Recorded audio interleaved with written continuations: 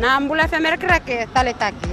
Gonga elambasa Bula FM nambando ena sere. Ando taleta kana borong ena Bula FM nambando ena sere su. Kau buat tiga geraki au rewat juga nistima au ando taleta kana borong ena Bula.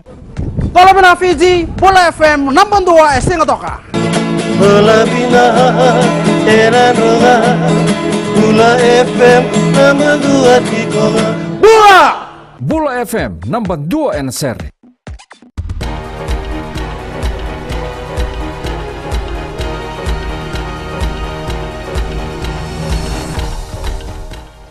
Ni sambula sai koyongo na Vakaleleka ni nonda itukutuku. Esa soli na mbele mauti kina lawa karato wakaitawi ena biudakadaka wakailoa kayado ena 14 ni Disemba. Soli na mbele mauti na matawele wai mainandi ena kaviongo. Ertoa rei yani kina matawele wai o Daniel Urai, Penifinau, Sikelinga Vindi, Ise Levula, Merwai Wode ke akaribana wai, ena bukini biudakadaka wakailoa mai na koro o na rewa mainandi. Senga talenga ni bakatarai kina laulaongo meruto mbiubanua. Erto sabakaroti na laulaongo meruto na rere tiko yani kina citizeni ni obisa mainandi ena bei bakarombuka ena dona ngona mena ono ena mataka kina 5 ena akavi. Esa andambi ongo na kambani ni buka na Fiji Airways ena dona kena tuba ni ambaki 5. Endo tiko na tiki ni tuba bo ongo sai kwena kena voli se lisitaki 5 tale na kena wanga buka bo o kakina na baka bure daka. Tuko na Stefan Pichna na baka lesi liu ni kambani ni rato sandikeba binaka na tuba ongo ni mbere ninga itoribaki.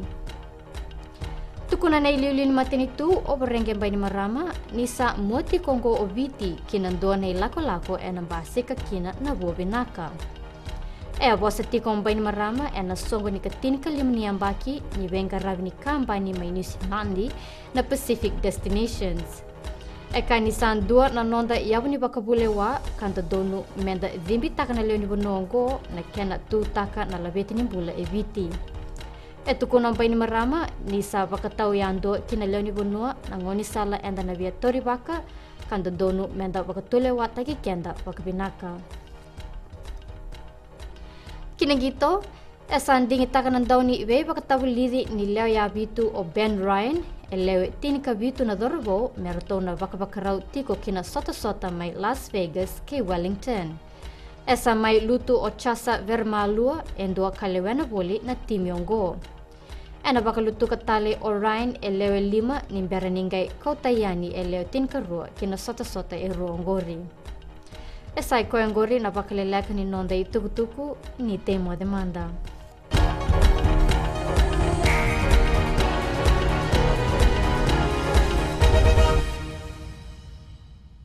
Taleta na Radio Fiji 1 na mwirani nonda kunua. Ando taleta kana borong na Radio Fiji 1 singa toka mboleta ni station ni alumatua.